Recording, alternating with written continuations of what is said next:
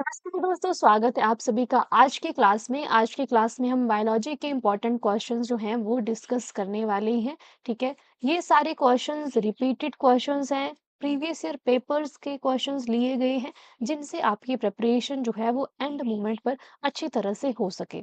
Okay, and आपको preparation करनी है अच्छी तरह से एचपीटेट एग्जाम की, तो मेरे चैनल पर बहुत सारी प्लेलिस्ट हैं, लिंक्स आपको उनके डिस्क्रिप्शन बॉक्स में मिल जाएगी, जहां से आप रिवाइज कर सकते हो बहुत सारे टॉपिक्स। ओके, एंड इस वीडियो की अगर आपको पीडीएफ चाहिए तो उसके लिए आप हमारा व्हाट्सएप ग्रुप ज्वाइन करें, हमारा टेलीग्राम ज्वाइन करें, वहां पर आपको इसकी पीडीएफ भी मिल जाएगी क्लास की। चलिए शुरू करेंगे हमारी आज की क्लास हमारे पहले क्वेश्चन के साथ, जो है organisation responsible for maintaining red data book. बहुत बार क्वेश्चन पूछा गया है ये, कि जो हमारी रेड डाटा बुक होती है उसको कौन सी ऑर्गेनाइजेशन है वो मेंटेन करके रखती है।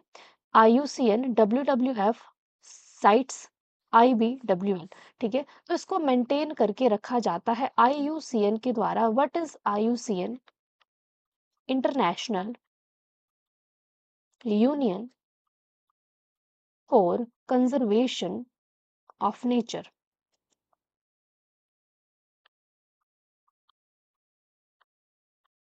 Okay, the full form of IUCN is international union for conservation of nature. Full form भी आपसे पूछ ली जाती है इसकी। ओके, तो international union for conservation of nature का काम है कि वो मेंटेन करके रखे रेड डाटा बुक को।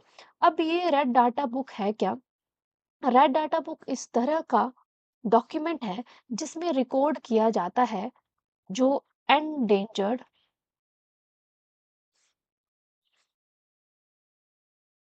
स्पीशीज होती हैं उनका।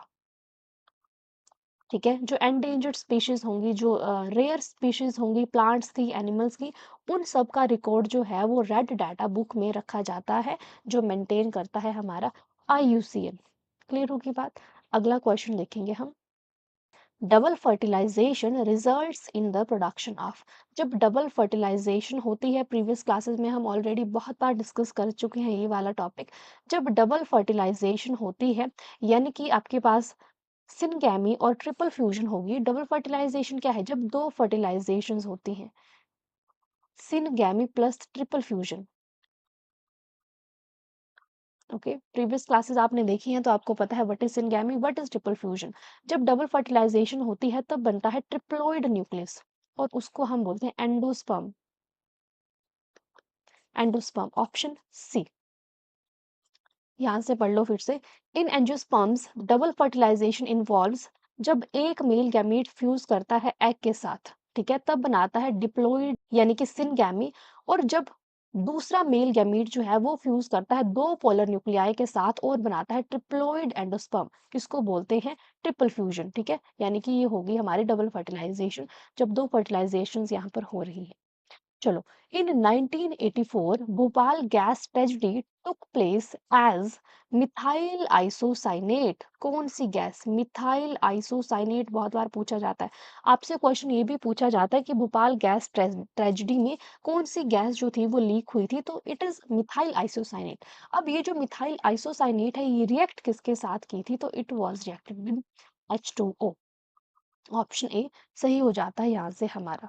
ठीक है, the disaster occurred when water accidentally entered a tank containing methyl isocyanate.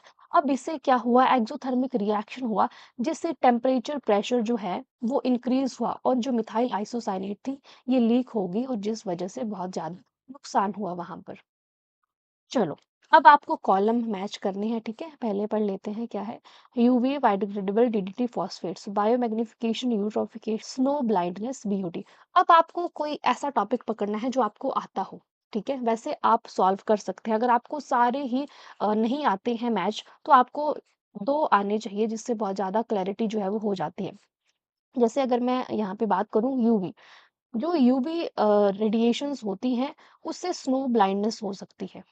ठीक है, स्नो ब्लाइंडनेस होती है यूवी रेडिएशन की वजह से, क्योंकि आपको पता है जो यूवी रेडिएशन है वो हार्मफुल होती है हमारे आईज के लिए। ठीक है, बायोडिग्रेडेबल क्या होगा? जो BOD है, biochemical oxygen demand, okay, biodegradable. DDT, DDT की वजह से क्या होगा? बायोमैग्निफिकेशन, ठीक है? Phosphates, yes, phosphates eutrophication. देख लो, पहले का तीसरा कहाँ पर है? 3 जगह पर है। बी का बी का फोर्थ एक जगह पे, यहीं पे आपका आंसर मिल गया, ठीक है? ऑप्शन सी यहाँ से हमारा सही हो जाता है, ठीक है? आगे इसकी डिस्क्रिप्शन देख लो आसानी से। यूवी मैचेस विद थर्ड, यानी कि यूवी किसके साथ मैच किया? स्नो ब्लाइंडनेस के साथ, यानी कि क्या होता है? इन्फ्लेमेशन हो जाती है कॉर्निया की यूवी रेडिएशन की वजह से। Okay. Biodegradable matches with fourth, यानी कि biochemical oxygen demand is use to measure the organic strength of waste water. Clear होगी बात? डीडीटी जो है ये मैच किया बायोमैग्निफिकेशन के साथ। जो कंसंट्रेशन है वो धीरे धीरे बढ़ती रहती है। जब एक ट्रॉफिक लेवल से जो टॉक्सिन्स है वो नेक्स्ट ट्रॉफिक लेवल पर जाते हैं, उसको बायोमैग्निफिकेशन बोलते हैं, ठीक है? फिर आगे आपके फॉस्फेट्स। अब फॉस्फेट्स जो है, अगर पानी में फॉस्फेट्स का अमाउंट जो है, यानी कि न्यूट्रिएंट्स जो है वो बढ़ जाते हैं, तो यूट्रॉफिकेशन हो सकती है उस वाटर बॉडी की, ठीक है? तो यहाँ से ये सारे आपके क्लियर हो गए पॉइंट्स। चलो, एनीमोफिली क्या है? एनीमोफिली, फिली मतलब कि पॉलिनेशन, एनीमो शब्द यानी कि एयर, ठीक है? द पॉलिनेशन बाय एयर या फिर the pollination by wind is called anemophily. अब इस वे से कौन से प्लांट्स जो हैं वो पॉलिनेट होंगे, ठीक है? जिनके जो पोलन होंगे वो लाइट वेट होंगे। फॉर एग्जाम्पल आपकी ग्रासेस जो होंगी, उनमें पॉलिनेशन जो है वो बाय एयर होती है। कुछ और भी पॉलिनेशन के टाइप्स हैं जहाँ से आपको क्वेश्चंस पूछे जाते हैं, तो एक बार वो भी देख लेते हैं। एनिमोफिली हमने देख ली, पॉलिनेशन बाय विंड। फिर आती है आपकी हाइड्रोफिली। जैसे हाइड्रो शब्द है तो पॉलिनेशन बाय वाटर, ठीक है? पानी से भी पॉलिनेशन होती है, जैसे आपके जो वाटर में प्लांट्स होते हैं, हाइड्रिला है, वेलेस्नेरिया वगैरह है। फिर आते हैं आपके एंटोमोफिली। एंटोमोफिली में पॉलिनेशन जो है वो बाय इंसेक्ट्स होती है। जैसे इंसेक्ट्स जब विजिट करते हैं फ्लावर को फॉर नेक्टर, तब पॉलिनेशन हो जाती है। जैसे आपका रोज हो गया, लिली वगैरह हो गया, सनफ्लावर्स हो गए, ठीक है? फिर एक और टर्म है that is ornithophily, pollination by birds. जब बर्ड्स फ्लावर को विजिट करते हैं तब भी पॉलिनेशन होती है, ठीक है? फिर एक और आती है आपकी काइरोप्टेरोफिली, पॉलिनेशन बाय बैट्स। जब बैट्स पॉलिनेशन में हेल्प करती हैं तब उसको बोलते हैं आप काइरोप्टेरोफिली। ठीक हो गया? आई होप यहाँ से आपके बहुत सारे पॉइंट्स जो हैं वो क्लियर हो गए होंगे। और ये सारे किसके एग्जांपल्स हैं? These are the examples of cross pollination, ठीक है? जब पॉलन्स जो हैं वो एक फ्लावर के अंदर से दूसरे फ्लावर के स्टिग्मा पर जाते हैं, उसका एग्जाम्पल है ये सारा। नेक्स्ट क्वेश्चन, आपको यहाँ पर भी मैच करना है, आपसे मैच भी बहुत ज़्यादा पूछे जा रहे हैं आजकल। मैच कर लेते हैं। Pituitary gland, stomach, liver, small intestine, large intestine. Bile secretion देख लो, बाइल सिक्रीशन में हेल्प कौन करता है? लीवर, यहाँ से सही हो गया। Storage of undigested food, undigested food कहाँ पर स्टोर होता है आपका? लार्ज इंटेस्टाइन में। Growth hormone, pituitary gland create करती ग्रोथ हार्मोन। एब्जॉर्प्शन कहाँ पर होती है? स्मॉल इंटेस्टाइन में। एसिड कहाँ से रिलीज होता है? आपका स्टमक से, ठीक है? तो इतना इजी था, आप इजीली कर सकते हैं। देख लो, ए का थर्ड दो में है, बी का फिफ्थ, बी का फिफ्थ, ठीक है? यहीं से ही क्लियर हो गया। सी का फर्स्ट, सी ठीक है, डी का फोर्थ और ई का सेकंड, ठीक है? यहाँ से ठीक हो गया, आपका ऑप्शन डी सही हो जाता है। अगर आपके दो या तीन भी आपको कॉलम जो है वो मैच करना आ गए तो फिर बाकी आप इजीली कर सकते हो, ठीक है? Pituitary gland growth hormone, pituitary को मास्टर ग्लैंड भी बोलते हैं हम। स्टमक जो है एसिड रिलीज करता है, हाइड्रोक्लोरिक एसिड, आपको पता है। लिवर जो है बाइल सिक्रीट करता है, जो स्टोर होता है गॉल ब्लैडर में। स्मॉल इंटेस्टाइन में फूड की डाइजेशन होती है, सॉरी एब्जॉर्प्शन होती है।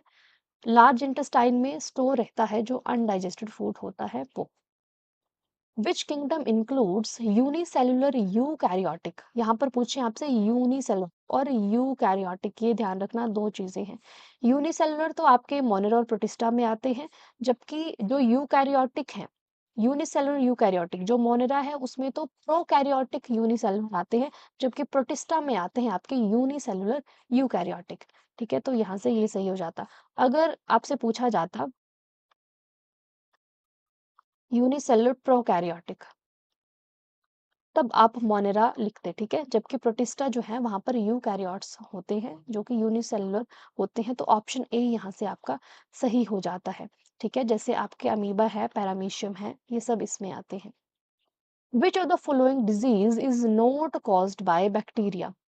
टाइफॉइड, एंथ्रेक्स, काला आजार, ठीक है? टाइफॉइड तो आपको पता है बैक्टीरिया से होता है, कौन सा बैक्टीरिया है? सैल्मोनेला टाइफी, ठीक है? या फिर सैल्मोनेला टाइफीम्यूरियम एक बैक्टीरिया है जिससे जो टाइफॉइड है वो होता है। फिर आ गया एंथ्रेक्स। एंथ्रेक्स जो है वो किससे होता है? It is also caused by bacteria. क्या नाम है बैक्टीरिया का? बैसिलस एंथ्रेसिस, ठीक है? ये भी एक बैक्टीरिया है जिससे एंथ्रेक्स होता है। अब रह गया आपका काला आजार, तो काला आजार आपका बिल्कुल सही ऑप्शन है।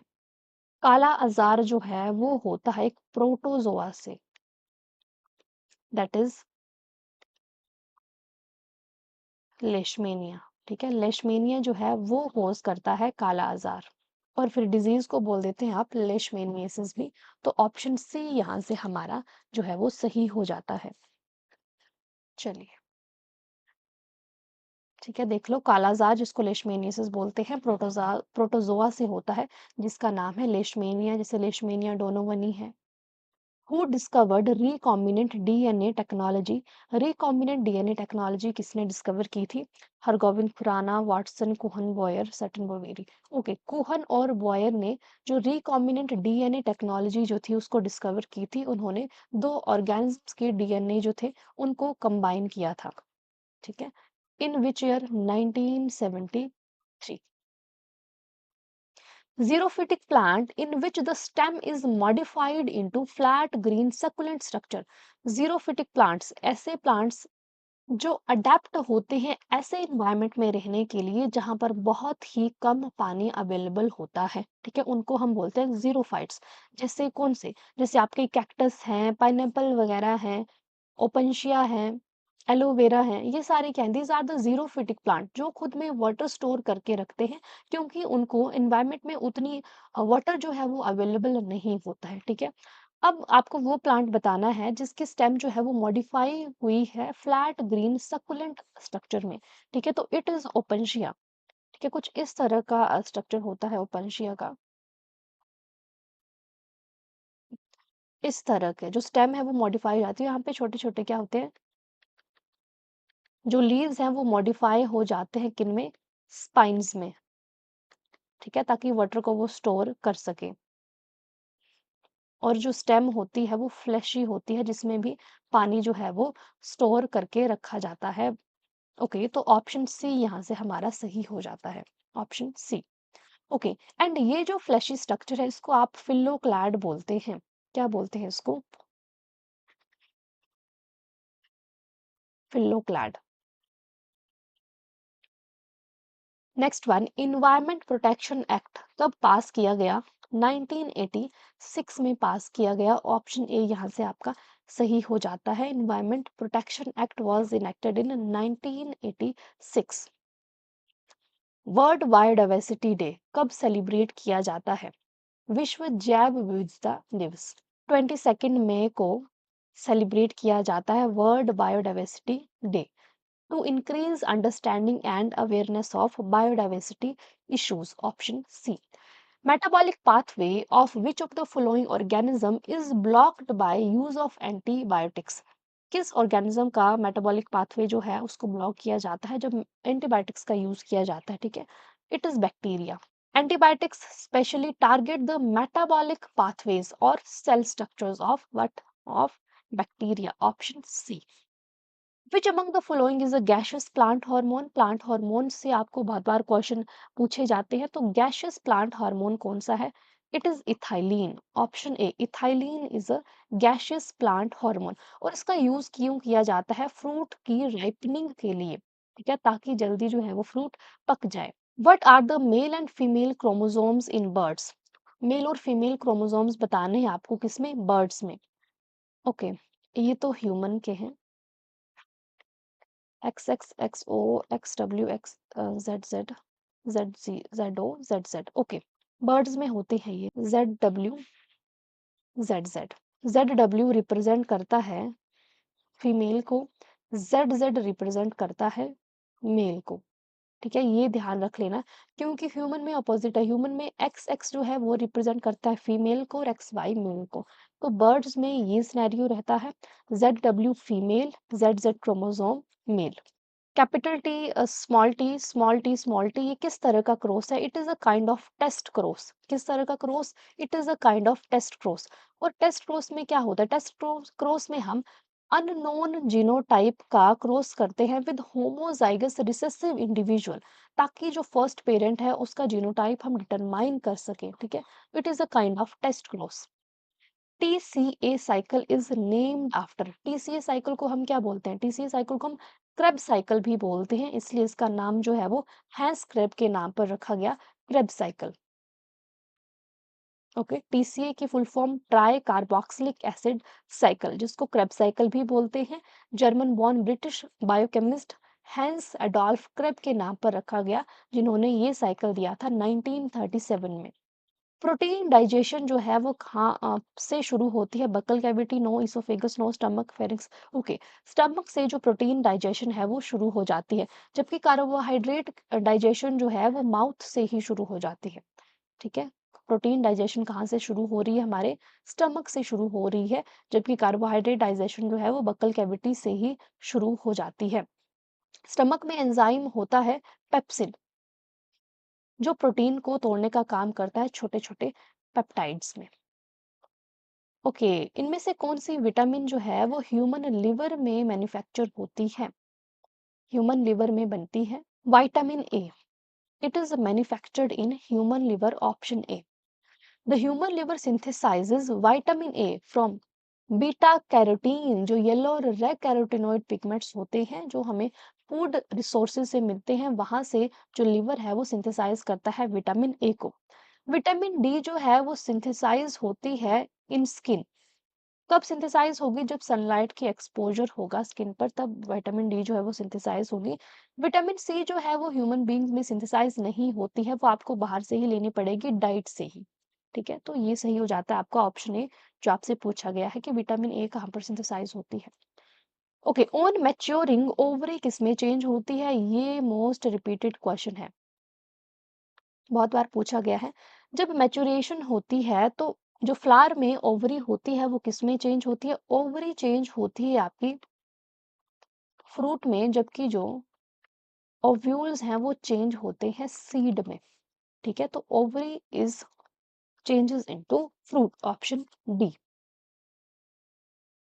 Starfish, sea cucumber, sea urchin, feather star किस फाइला के मेंबर्स हैं? स्टारफिश, पहले देखते ही आपको पता चल जाना चाहिए, स्टारफिश जो है ये बिलोंग करती है इकाइनोडर्मेटा को। ठीक है, इकाइनो मतलब कि जो स्पाइन्स होते हैं वो इनकी स्किन में होते हैं। ठीक है, इनके स्किन में क्या होता है? स्पाइन्स की तरह स्ट्रक्चर्स होते हैं, तो इकाइनो शब्द वहीं से लिया गया है। इकाइनोडर्मेटा से बिलोंग करते हैं स्टारफिश, सी cucumber, सी urchin, feather star, option D. After heavy exercise के बाद हमें लेग्स में क्रैम्प्स आते हैं, किस वजह से? ये भी रिपीटेड क्वेश्चन है, लैक्टिक एसिड की वजह से। ठीक है, लैक्टिक एसिड जो है वो डिपॉजिट हो जाता है, जिस वजह से हमें क्रैम्प्स आते हैं। और लैक्टिक एसिड प्रोड्यूस कब होता है? जब एनरोबिक रेस्पिरेशन करते हैं हमारे मसल सेल्स।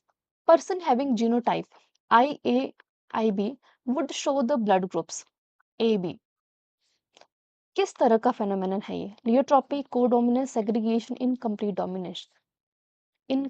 डोमिनेंस। ठीक है, जब जीनोटाइप है आई ए आई बी, तो जो ब्लड ग्रुप होगा वो ए बी होगा। अब दोनों ही ब्लड ग्रुप्स जो हैं वो डोमिनेट कर रहे हैं, ए बी और बी भी, तो इसको हम बोलते हैं को डोमिनेंस, दोनों साथ में डोमिनेट कर रही हैं, ए बी और बी भी, तो it is the example of codominance. Okay, when both alleles of gene pair are fully expressed, दोनों ही फुल्ली एक्सप्रेस कर रहे हैं। विडाल टेस्ट किसके डायग्नोसिस के लिए यूज किया जाता है? Again repeated question. Widal test use किया जाता है टाइफॉइड को डायग्नोज करने के लिए। टाइफॉइड किससे होता है? बैक्टीरिया कॉज करता है, Salmonella typhi. Endoplasmic reticulum works for the synthesis of, जो हमारा RER है, that is rough endoplasmic reticulum, वो सिंथेसाइज करता है प्रोटीन्स को। ऑप्शन बी हमारा यहाँ से सही हो जाता है। Rough endoplasmic reticulum works for the synthesis of proteins, जबकि जो आपका स्मूथ एंडोप्लाज्मिक रेटिक्यूलम है वो सिंथेसाइज करता है लिपिड्स को। ठीक है, लिपिड्स को। The core metal in chlorophyll is, जो हमारा क्लोरोफिल है उसमें कौन सा मेटल जो है वो पाया जाता है? आयरन है, कॉपर है, निकेल है, या फिर टी मैग्नीशियम है। ओके, तो जो कोर मेटल होगा वो होता है मैग्नीशियम।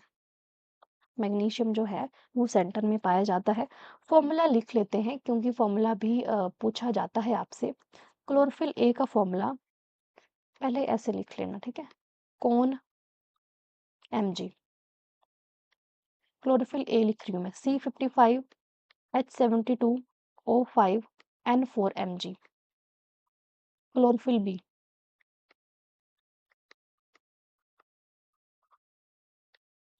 C55H70O6N4 mg। ठीक है, तो ये डिफरेंस है मेनली यहाँ पर, हाइड्रोजन और ऑक्सीजन। क्लोरोफिल ए और बी दोनों का ही फॉर्मूला याद रख लेना क्योंकि बहुत बार क्वेश्चन पूछा भी गया है आपसे इन दोनों से रिलेटेड। ठीक है, ऑप्शन डी सही हो गया यहाँ से हमारा।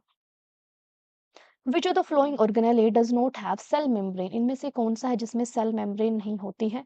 माइटोकॉन्ड्रिया में भी है, क्लोरोप्लास्ट में भी है, न्यूक्लियस में भी है। राइबोसोम में सेल मेम्ब्रेन नहीं होती है, it is the naked cell organelle. Option A हमारा यहाँ से सही हो जाता है। और जो राइबोसोम्स हैं प्रोकैरियोट्स यूकैरियोट्स दोनों में पाए जाते हैं, काम क्या है? प्रोटीन सिंथेसिस करना।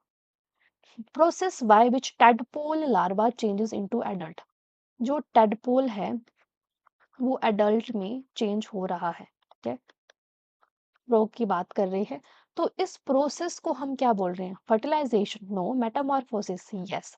इस प्रोसेस को बोलते हैं मेटामॉर्फोसिस। जब टैडपोल जो है यानी कि जो लार्वा है वो एडल्ट में चेंज हो रहा है, कुछ स्ट्रक्चर्स उसमें नए आएंगे और कुछ जो स्ट्रक्चर्स हैं वो डीजेनरेट भी होते हैं। ठीक है, और उसको हम प्रोग्रेसिव और रेट्रोग्रेसिव मेटामॉर्फोसिस भी बोलते हैं आगे। Green muffler is used against which type of pollution? Again important question है, पूछा गया है बहुत बार। ग्रीन मफलर जो है वो किस तरह के पोल्यूशन को रोकने के लिए यूज किया जाता है? तो ये यूज किया जाता है नॉइज पोल्यूशन के लिए। जैसे आप देखते हैं जो हाईवेज होते हैं उनके इर्द गिर्द बड़े बड़े पेड़ लगाए जाते हैं, वो इसलिए लगाए जाते हैं ताकि नॉइज पोल्यूशन जो है वो कम हो। ठीक है, अगेन पढ़ सकते हैं आप यहाँ पे। ग्रीन मफलर एक टेक्निक है of planting 4 to 6 rows of trees around populated areas और along road side to reduce noise pollution, क्योंकि जो पेड़ है एज अ बैरियर काम करते हैं, जैसे साउंड वेव्स जो है वो अब्सॉर्ब हो जाती है उनमें। इनमें से कौन सी नॉट अ वाटरबॉर्न, नोट पर फोकस कर लो, कौन सी वाटरबॉर्न डिजीज नहीं है जो पानी से नहीं फैलेगी, खाने से नहीं फैलेगी? ठीक है, hepatitis B, jaundice, cholera, typhoid. Typhoid भी वाटरबॉर्न है, कॉलेरा भी है, जॉन्डिस भी, हेपेटाइटिस बी ये नहीं है, ये वाटरबॉर्न डिजीज नहीं है। हेपेटाइटिस बी क्या है? It is a kind of contagious disease. ठीक है, वो कैसे फैलेगी? कॉन्टेक्ट से फैलेगी, ब्लड से, जो भी बॉडी फ्लूइड्स होंगे उनमें से फैलेगी, एक इन्फेक्टेड पर्सन से दूसरे तक। ठीक है, और एक वायरस से होती है जिसको आप हेपेटाइटिस बी वायरस बोलते हैं। Hepatitis HBV, hepatitis B virus जो है ये इसका कॉजेटिव ऑर्गेनिज्म है। ओके जी, तो आज की क्लास में हमने 30 क्वेश्चंस देखे, बहुत ही अच्छी तरह से समझे। पीडीएफ चाहिए आपको मिल जाएगी, जैसे मैंने आपको पहले बताया। अगर आप प्रिपरेशन कर रहे हैं, कोई भी डाउट है तो आप मुझसे फ्रीली पूछ सकते हैं यहाँ कमेंट सेक्शन में भी, और अगर आपको पर्सनली मैसेज करना है तो मैसेज भी आप कर सकते हैं। चलिए, वीडियो इन्फॉर्मेटिव लगी हो तो लाइक कर देना, अपने फ्रेंड्स के साथ नहीं शेयर की है वीडियो तो शेयर कर दो। Thank you so much for watching, जल्द ही मिलते हैं नेक्स्ट वीडियो के साथ। Bye bye, take care.